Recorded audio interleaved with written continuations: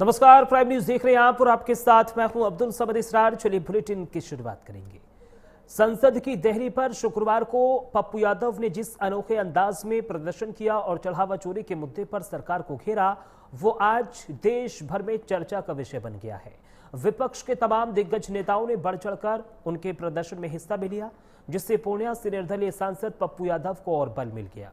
लेकिन कल तक जिस अनोखे प्रदर्शन पर पप्पू यादव और तमाम विपक्ष सरकार की चुटकियां ले रहे थे, आज वही मनोरंजन पप्पू यादव के लिए आफत का सबब बनता दिख रहा है।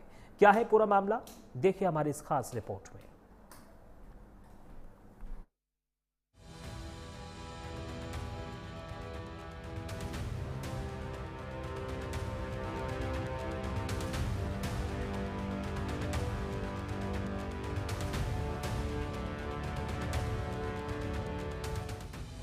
तारीख 31 जुलाई, जगह संसद भवन परिसर।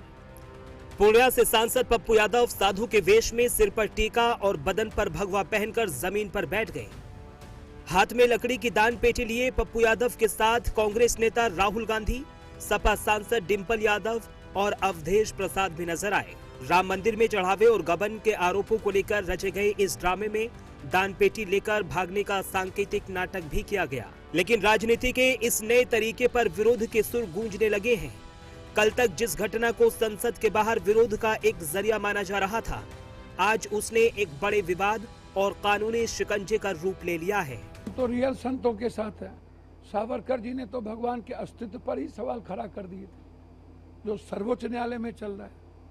हम तो शिव भक्त हैं, राम के प्रेम वाले रास्ते से चलते हैं, पूरी दुनिया की मदद के लिए खड़े हैं। हम तो कृष्ण के कर्मवीर वाले लोग हैं। हम तो आत्मोक्षार्थम जगत हिताय च। सारा विपक्ष, हमारे नेता राहुल गांधी, प्रियंका गांधी, चाहे विपक्ष के नेता हमारे अखिलेश जी, पूरा देश सनातन के आस्था पर जो हमला है उसको बचाना चाहते हैं। हम लोग तो वो लोग हैं जो सखा को खत्म करके धर्म की रक्षा किए गंधारी के श्राप के बाद। वहीं पप्पू यादव जहां इसे जनहित का मुद्दा बता रहे थे, तो वहीं बीजेपी सांसद साक्षी महाराज और हनुमानगढ़ी के महंत राजू दास ने इस प्रदर्शन पर कड़ा ऐतराज जताया है। जिस प्रकार से घटना सांसद परिसर में हुआ है, ये दुर्भाग्यपूर्ण है। क्या किसी राजनेता नेता, क्या माननीय सांसद कभी मुल्ला मौलाना बनकर ऐसे कृत्य कभी किया था क्या? जिस प्रकार से राम मंदिर में अव्यवस्था को लेकर संतों का भेष धरकर साधु बनकर चंदा चोरी करते हुए पप्पू यादव अपने आप को दिखाया है, दूसरे तरफ राहुल गांधी हंस रहे, उसमें चंदा डाल रहे हैं। तीसरे तरफ तथा कथित समाजवादी पार्टी के सांसद अवधेश प्रसाद और समाजवादी पार्टी की टोपी पहने समाजवादी नेता कॉलर पकड़कर साधु के खींच रहे हैं। क्या यह संतों का अपमान नहीं है? सनातन संस्कृति का अपमान नहीं है? वहां पर मंदिर परिसर में, मंदिर में नहीं, जहां रुपए गिने जाते थे, वहां पर कुछ लोगों ने गड़बड़ी की। क्या कोई साधु थे क्या? वो कोई पुजारी थे क्या? लेकिन दुर्भाग्यपूर्ण है सनातन का अपमान करना। एक चोर पप्पू यादव स्वयं बेल पर है, चोर है, डकैत है। सारा संसद उनको कालिनी में कह के पुकार रहा था का द्योतक है, हर एक व्यक्ति कपड़ा ये नहीं पहन सकता। और मुझे लगता है उन्होंने ये मजाक, बहुत बड़ा मजाक किया, भगवा का अपमान किया, भगवान राम का अपमान किया। इसके खिलाफ लोकसभा अध्यक्ष उनके खिलाफ कार्रवाई करनी चाहिए। कल संसद में रचा गया ये नाटक आज सड़कों पर भारी आक्रोश में बदल चुका है। देश के कई हिस्सों में हिंदू संगठनों और सनातनी श्रद्धालुओं ने पप्पू यादव के खिलाफ मोर्चा खोल दिया है।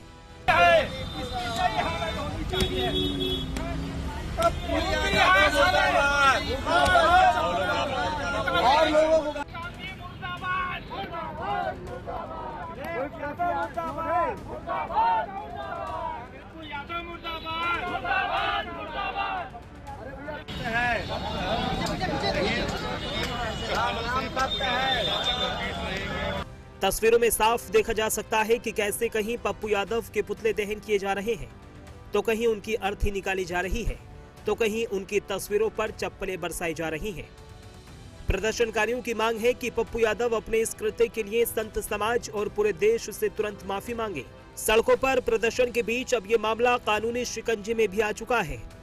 दरअसल दिल्ली के जहांगीरपुरी पुलिस स्टेशन में याचिकाकर्ता सूर्य मैथिल ने पप्पू यादव के खिलाफ धार्मिक भावनाएं भड़काने की शिकायत दर्ज कराई है।